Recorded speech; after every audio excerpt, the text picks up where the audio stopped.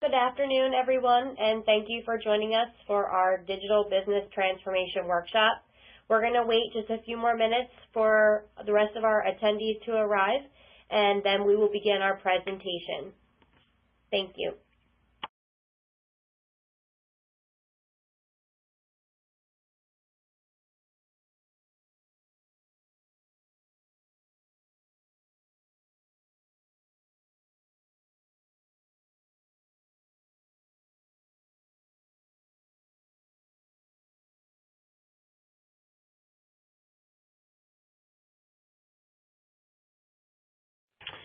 Good afternoon, everyone, or good morning, depending on what part of the country you're in. This is Jim Marzola with Business and Decision. So welcome to our Digital Business Transformation Workshop. We'll get started and move right along. At the end, we'll hopefully have some time for questions and answers. If not, you will have an email address from me that you can send your questions to, and happy to respond to them as soon as possible. So really the key for what we're going to talk about today is understanding how your customers are touching your business. When we're working with clients, it's fair to say that not everybody has a holistic view on really where your customers are touching your business. And I'm going to use the term customer loosely, meaning that it could be your internal employees or your customers, depending on the role in the organization. It could be your partners, your suppliers, right? From a supply chain perspective, those could be your customers. So be very open-minded in what your definition of customers are.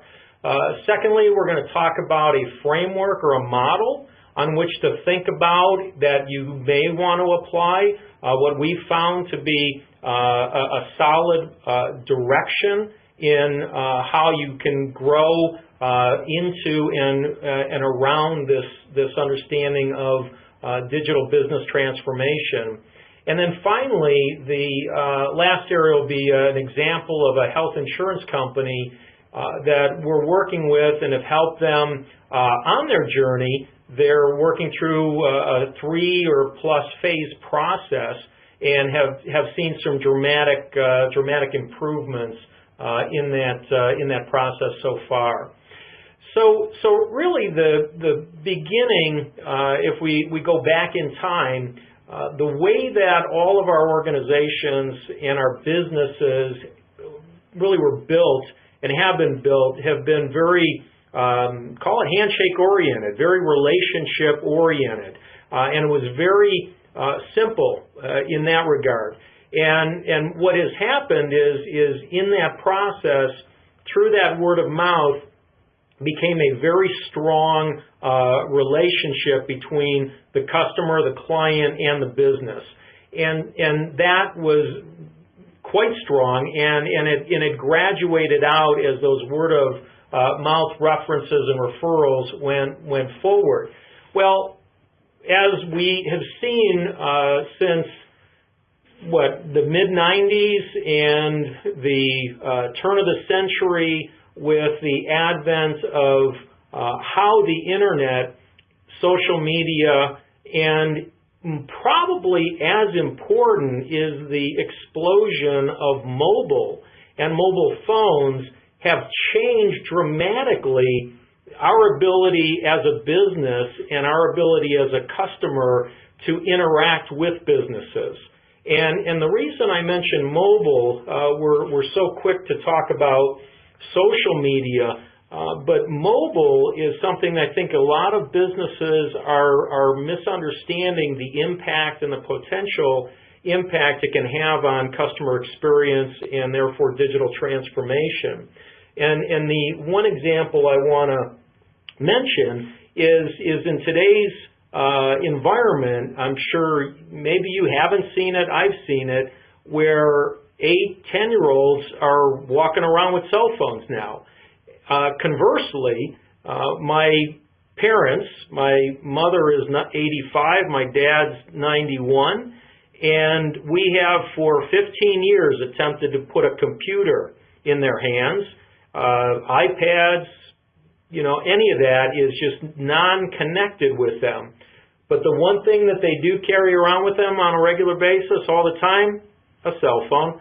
So they have a mobile phone that they use as their connection. So the way that we interact and interchange has completely shifted over these last number of years.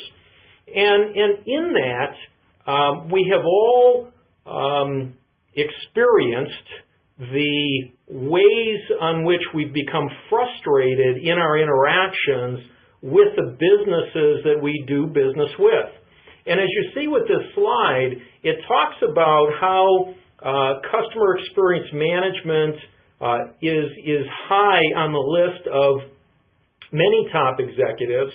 And we all know from history that the cost of sales is high, whereas if we can keep a client with us, in other words, retention, the profitability from that customer increases dramatically. And so how do we continue to cause that individual to be loyal, right? That stickiness. And then it's about quality of data, right? So using and understanding a master data management strategy so that we have that golden record that really identifies the fact that Jim Marzola is the same as Jay Marzola, the same as J.H. Marzola, the same as James Marzola. And so instead of being 4 different people inside your system with maybe 2 or 3 different email addresses, I'm identified as one individual. And my attributes in regards to how I want to be communicated with and interacting with your business is also consolidated.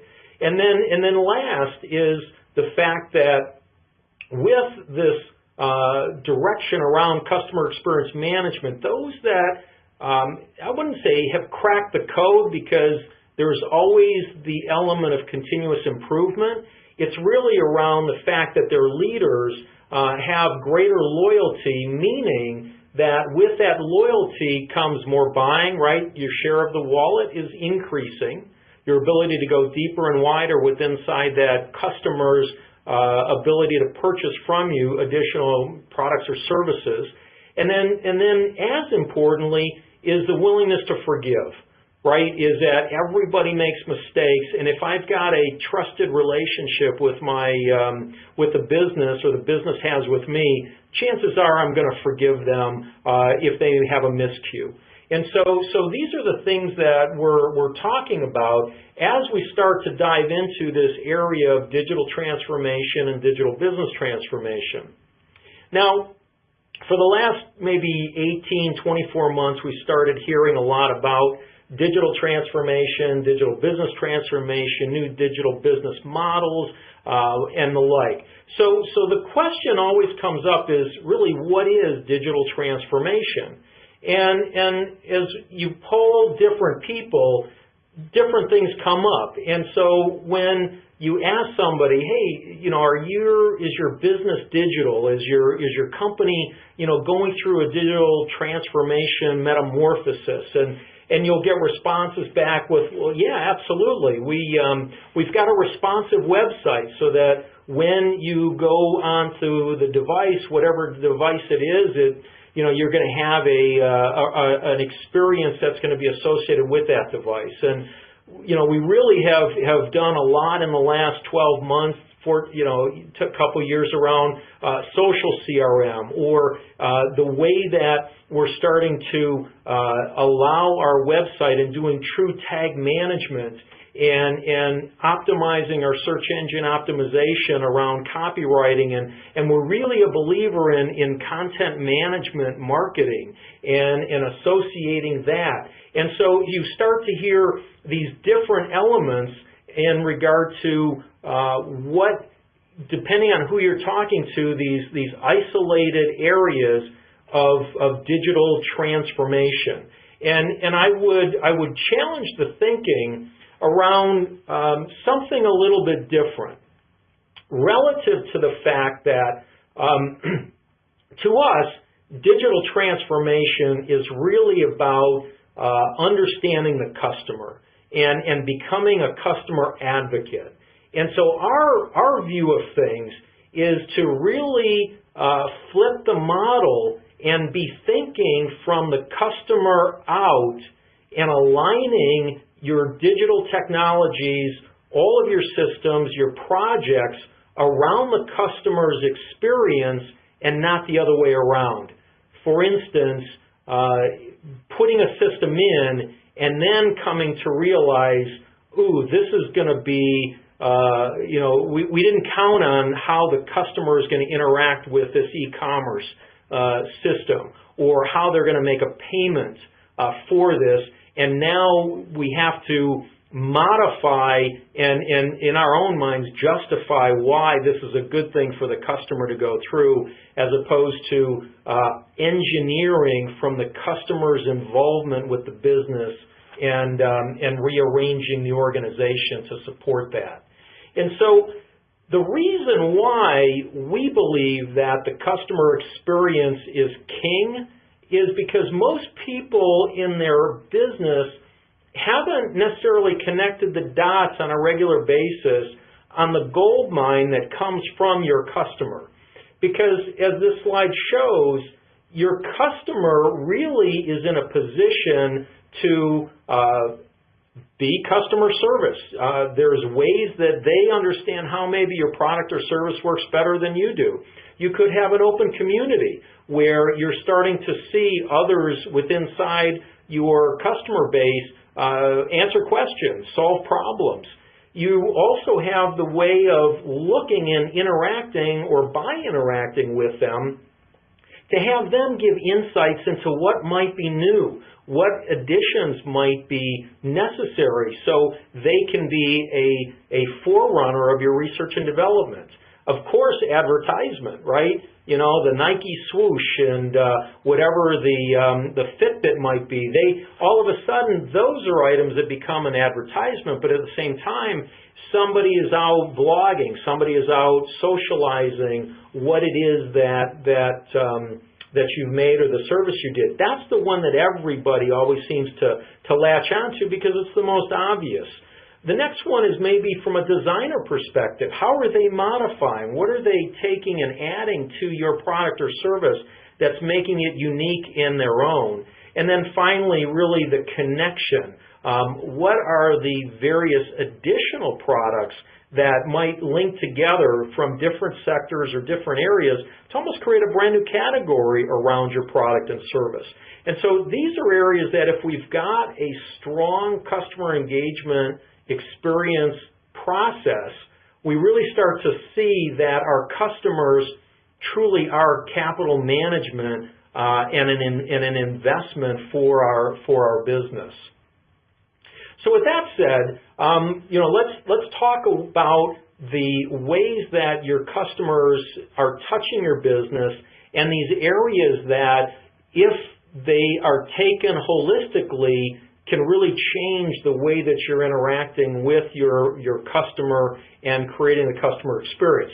If dealt with isolated, which is how most of us are dealing with them today, we end up with siloed information, disconnected customers, and they're on the edge or the verge of staying with us until they find somebody that is going to holistically work with them and engage them on that basis. So the first thing that comes to mind, again, is our website. The web is really our initial interaction with our customer. Depending on what report or story you want to read, anywhere between 40 to 80, I've heard it as high as 90, but let's keep it back into that spread. We all go online and we start to investigate. We start to evaluate, we start our sales and our information process about what we want to purchase, who we want to do business with, what service we want to do from somebody's website, or do a web search. And so from that, you can see here the number of ways that we can capture data and we can have an interaction with our prospects or our customers on that basis. And every interaction leaves a data trail. And so be mindful that with the website, there's a rich amount of information that, depending on how we're integrating that into our organization, can be quite useful. The second one is what I mentioned earlier, was mobile. We talked about how ages 8 to 88 is, in this, at least in North America, are using mobile devices and interactions. And so from that, what there is available is really location analytics and how somebody's interacting. So where does mobile apps play within our ability to have a unique customer experience for our customers and our prospects? And so mobility becomes a very strong opportunity to really create a competitive advantage for us, and also a loyalty opportunity for our customers. Again, social, we talked a little bit about earlier. There's the listening side of it, the engagement. More and more organizations are looking at ways on how to use that for customer support. And so social becomes another mechanism in regard to the interactions and the touch points that a customer is going to have with our business. I mentioned earlier supply chain. So our suppliers, how are they engaging with us? Are we allowing them ways to interact with our business that's convenient for them, or is it on our terms because that's what's helpful for us in the way that we've constructed our systems? And again, we have the ability to look at mobile or other apps that can be extended in supporting our partners as part of our customer experience management direction. As we look at organizations that have locations, so if you're, let's say, a financial institution, you could be a retail location, you could be a hospitality, you could be a hospital, a clinic, any area that has locations where you're doing physical interactions with your customer really becomes an opportunity to start looking at location analytics and ways that you can engage and interact with the customer as they're coming into your location, or even as they're coming around your organization. When I'm out, and I've got probably no different than anybody else, high maintenance Starbucks, even though I'm not one that specifies a lot of different types of Starbucks coffees. I like it straight up and black. I will get a text on my phone of Starbucks that are in the area. So location analytics are ways that we can have a different experience with our customer base. And to that extent, when we look at our locations, there's these opportunities once again for the interactions and the capturings of the data trails that are associated with those interactions at that location. And you may notice, if you're catching it, a lot of these are mobile apps. A lot of these have a mobile capability associated with it. And from this location interaction, we can start to drive loyalty. We can sift information from point of sale interactions if we are actually taking credit cards or payments that are associated with that, and starting to enrich the data on how we're associating the customer with the actions and the reactions that they're taking with our business. The next one is traditional marketing. So marketing in the sense of how we're doing advertising, media buying, our email interaction. There's still enough evidence that comes out almost on a daily, if not weekly basis, talking about the value of email and how to interact and exchange information associated with that. And like I'm sure you're like me, is once you submit your information to one, funny how it seems to populate like rabbits where all of a sudden I've got, a half a dozen or a dozen more emails coming in just because of one download of one white paper or information that's associated with it.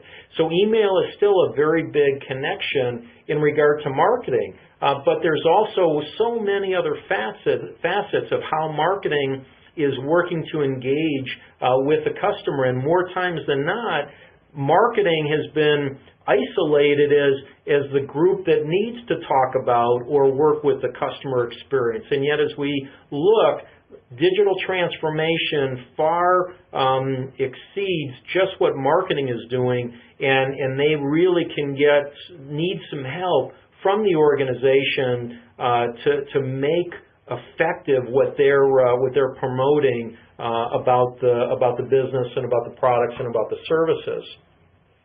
Along with that is sales, right? There's the opportunity to generate interest, and then there's the opportunity to close, right, or to win the business.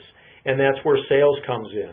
And so all of those interactions, whether it's on an e-commerce basis, direct selling, indirect selling through channel partners, all of that is nuggets of information that are all creating an experience for the customer or the prospect in how they are looking at the way your organization engages with them.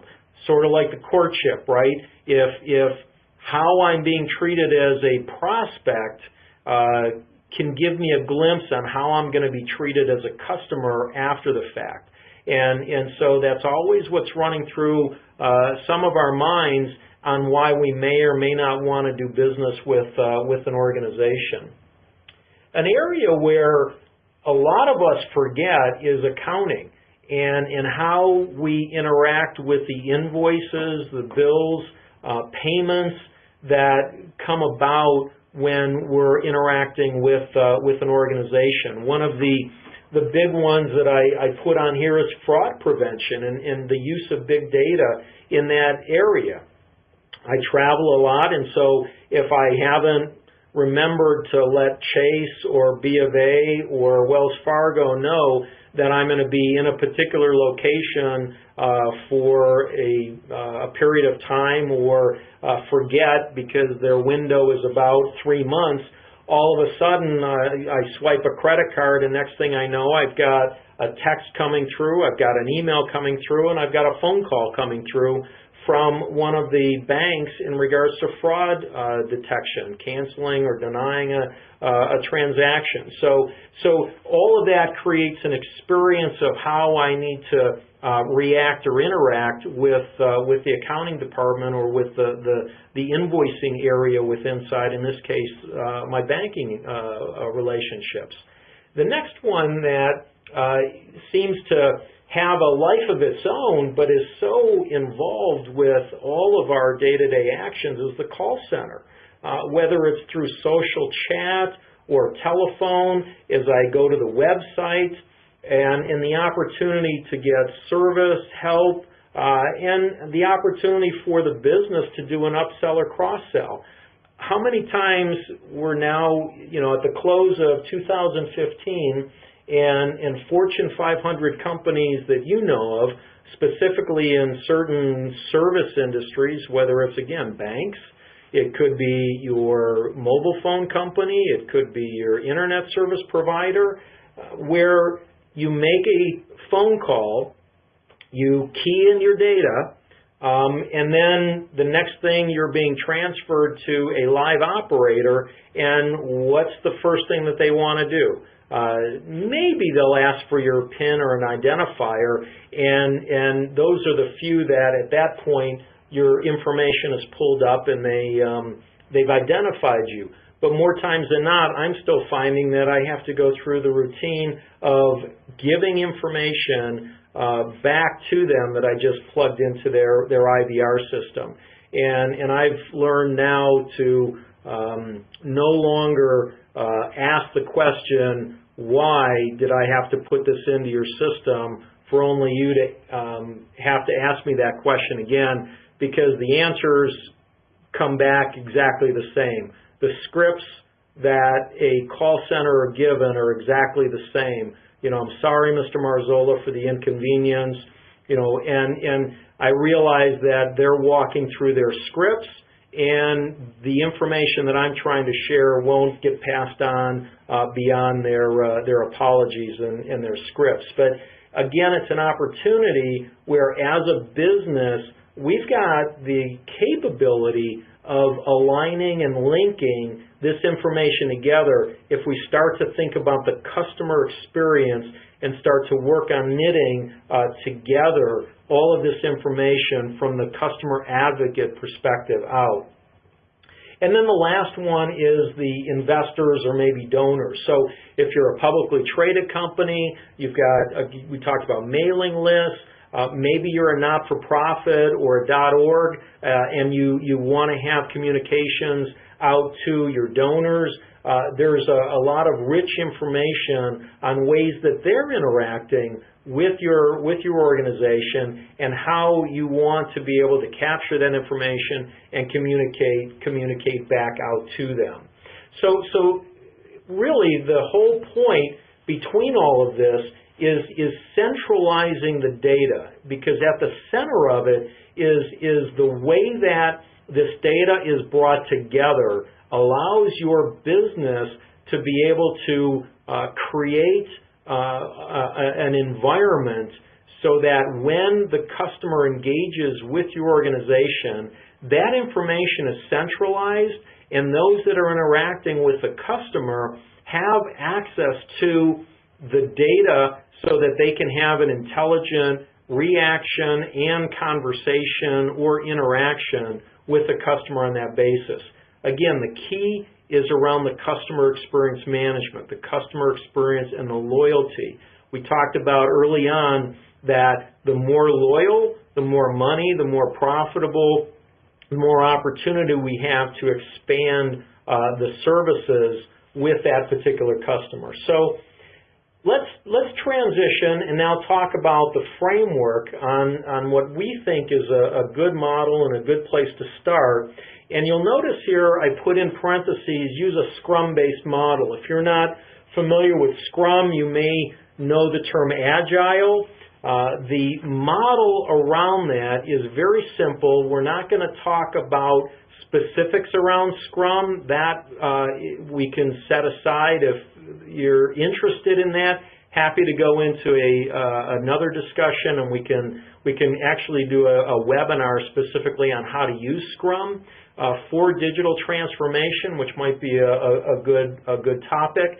But the concept around Scrum is to chunk things out, is to do things in a 1 to 4 week model and get something that's useful out into the users, or in this case the customer's hands, so that there's continuous progress and continuous improvement being made on how you're going to do your transformation.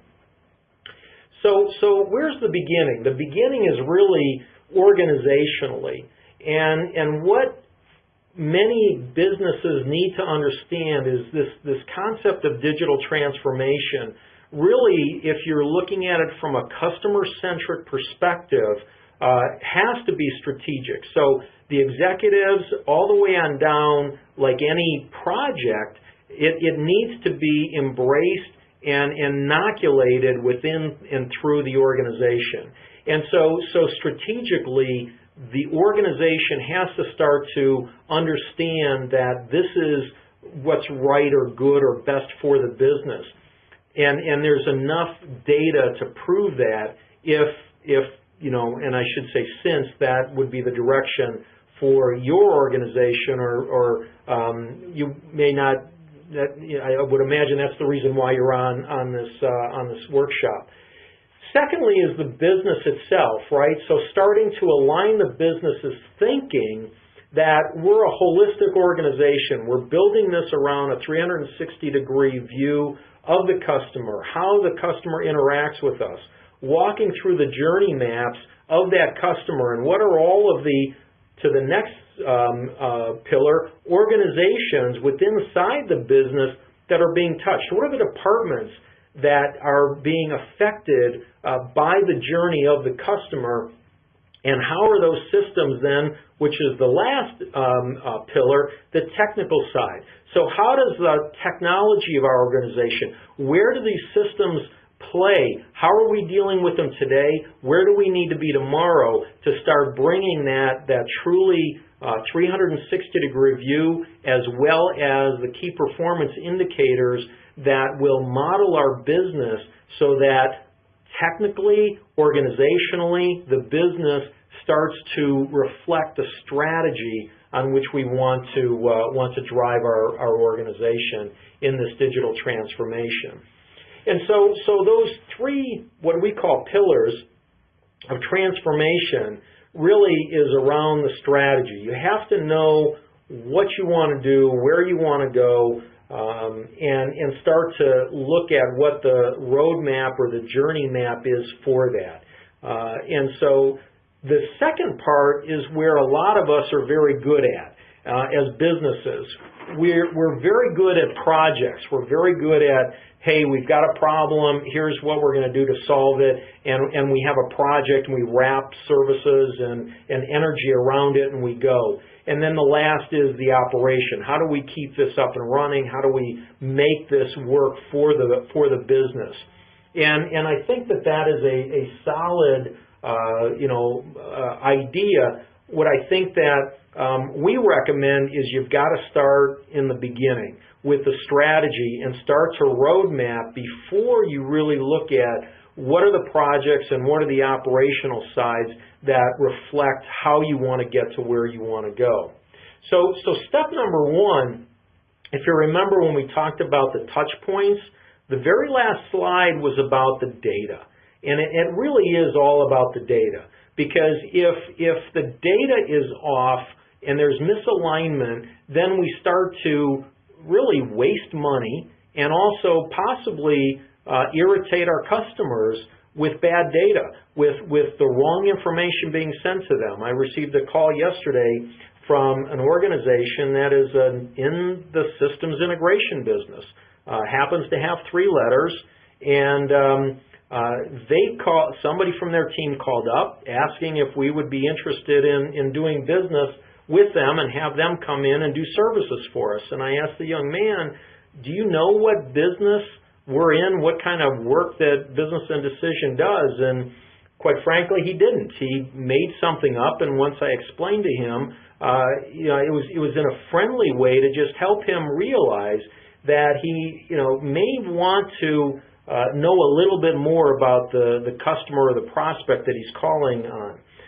Almost, the next day, I received a call yesterday from somebody interested from a real estate company wanting to do a valuation on my home and wanting to do it for free. And when I asked the young lady, I said, in this day and age with Zillow.com, why would I need your organization to do a valuation of my home if I ever do want to sell it? And she said, well, quite frankly, I don't know what Zillow.com is. And I said, you're in the real estate business and you don't know what Zillow is? And she said, well, I was hired to do a specific task and do a specific job, so I really don't know, anything about that. And so I share that because inside all these organizations, we have a ton of data. We have a lot of information, but we're not translating it in ways that are useful. And so I share those stories with you that's because there's so much disconnected data. Remember the wheel and remember all those touch points?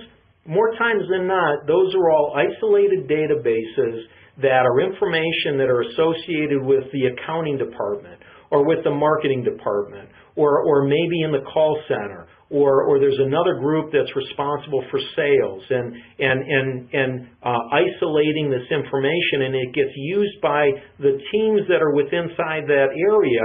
But when marketing sends something out in a promotion, it's not necessarily connected with the call center, or it's not necessarily made available to the partners downstream, or maybe accounting isn't aware that this promotion has been sent out. So there's a disconnectedness when the organization isn't sharing and linking this information together. So that's why our very first place to start is with the data, and to look at centralization of the information. The second thing is to really look at the external data.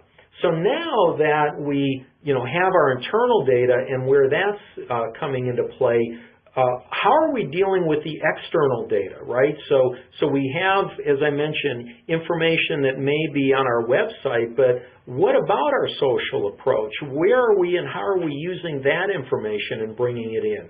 What about the areas of enrichment? In other words, if there's demographic information that we can pull in, other sources of data that we can enrich the information that we have or the knowledge or the preferences that we have on our customers within inside our organization. So step number one, consolidation. Step number two is enrichment of that data. Well, now that we've enriched the data, how do we find the nuggets? How do we uncover and exploit or explore that data so that we really can better understand the behavior of our customers and their actions and their interactions? So every time that they are dealing with our sales team or reacting to a marketing effect or an event, or maybe they're going to a location or they're hitting our website, each of those are adding to a little bit of a profile or of an understanding of what my intentions might be in how I want to interact with your business. And then finally, from all that, we'll do the magic, right? We then are looking at using that as a way to truly connect with the customer and have that opportunity that creates a unique connection and as we're all trying to build is that wow factor, that aha moment as I'm interacting with a business and they treat me in a way that was quite pleasant and unfortunately in today's society quite unexpected. And so really these are the four ways that we look at bringing this digital business ecosystem together.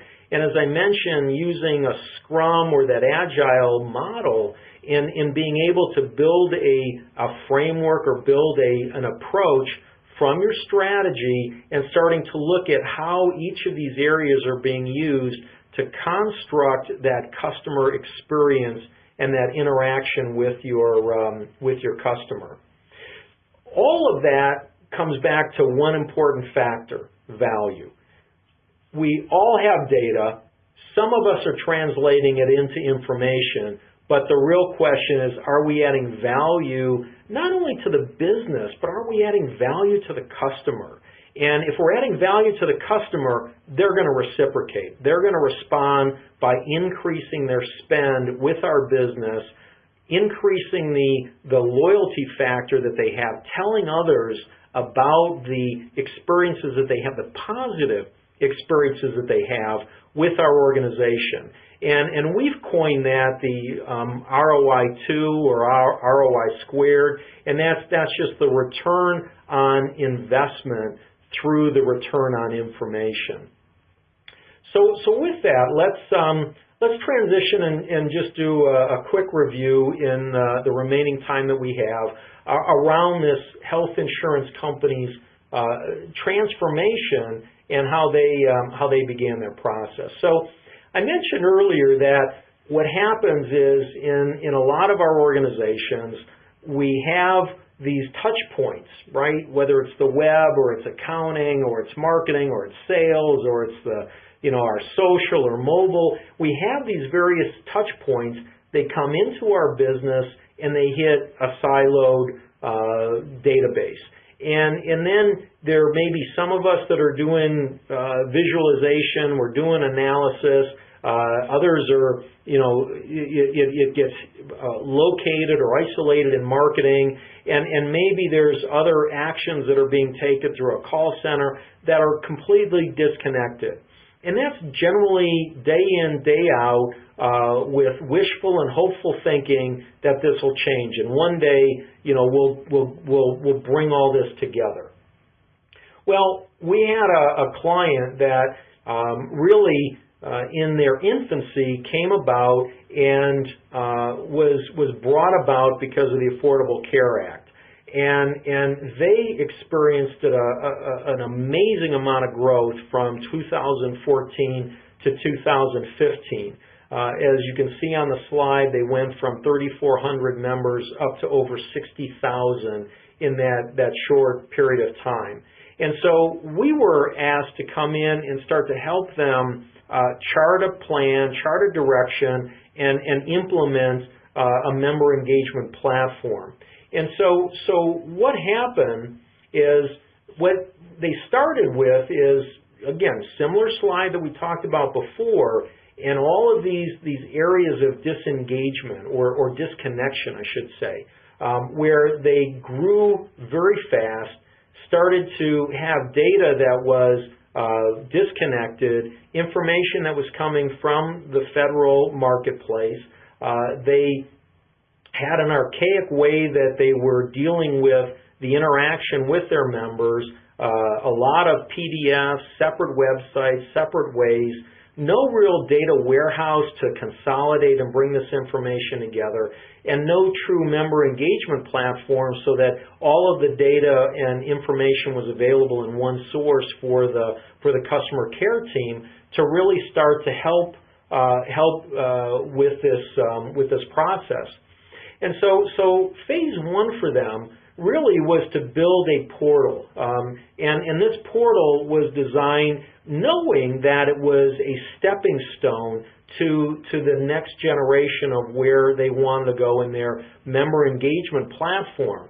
And so the first one was to consolidate data in a very quick way so that what before took several seconds became milliseconds of access. And specifically dropping the wait times and resolution times with their call center to be able to deal more effectively with their customers, in this case the members, again, increasing and wanting to have a better customer or member experience management. Secondly, in this case, they opted to invest in a Microsoft-based platform, and from that, constructing an engagement platform, a data warehousing, and an enterprise service bus that allowed access and information to flow upstream or from upstream to downstream, in this case the providers, upstream from the federal government's marketplace, as well as downstream then to the pharmacies, the providers, dental, vision, behavioral health, whomever needed to have claims and information. And so the process was to construct as phase two this member engagement platform. Phase three is, as we're working on the releases for the engagement platform, is really what we talked about before was the master data management and really isolating and identifying and creating the model on which they can know their customers better, as well as starting to integrate more social listening and marketing automation with targeted mailings going out to their member base. And all of this is getting put into place for the next open enrollment, which will be starting on November 1st for the nation. And so what we've seen in results for them, we talked a little bit about it before, is faster response time, consolidation of information, a single view of the customer, or in this case the member, for their customer service organization, and really the beginnings of the centralization of all of that information, going back to that primary member index that we're building for that organization. And so this is just one example of an organization that really has started down that path, using that iterative model approach to be able to bring forth fast ways of change, both internally to their organization and, as importantly, externally in how they're working through the customer member experience and bringing that to bear inside the business. So key takeaways relative to what we talked about today is start your digital transformation journey with a strategy, right? Is look at where you want to go. What's the chart you want to do? Make sure that it's built around the customer experience. Your business's capital management is your customer's experience.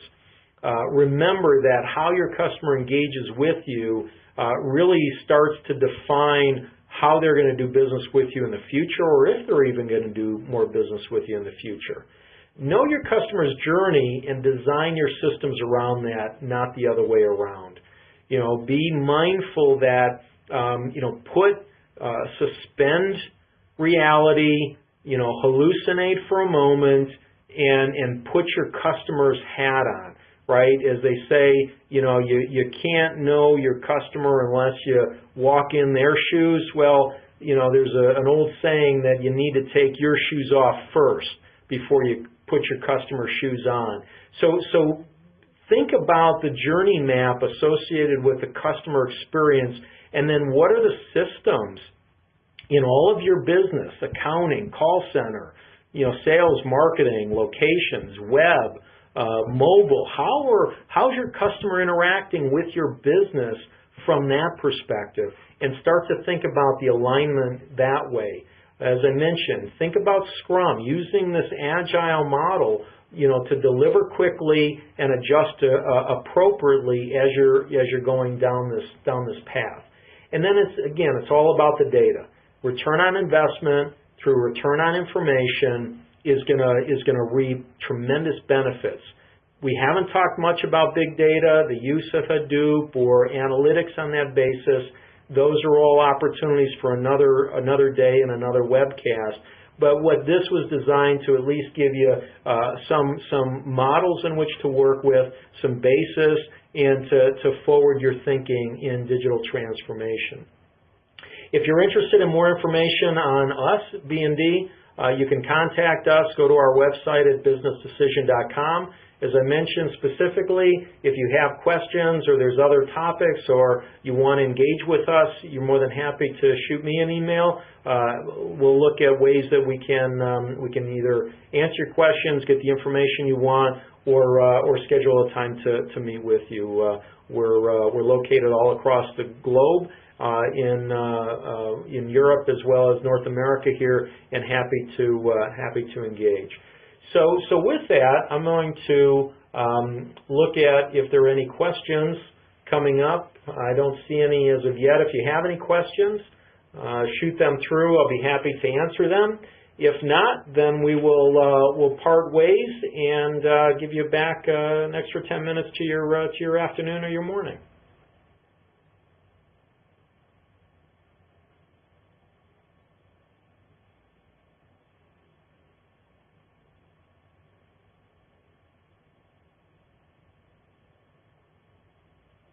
Okay, looks like I've either completely confused everyone, answered everybody, or no one's listening, or things are great out there. So with that, have yourself a tremendous Wednesday, and we'll look forward to catching up with you on the next Top Line series that we have with B&D.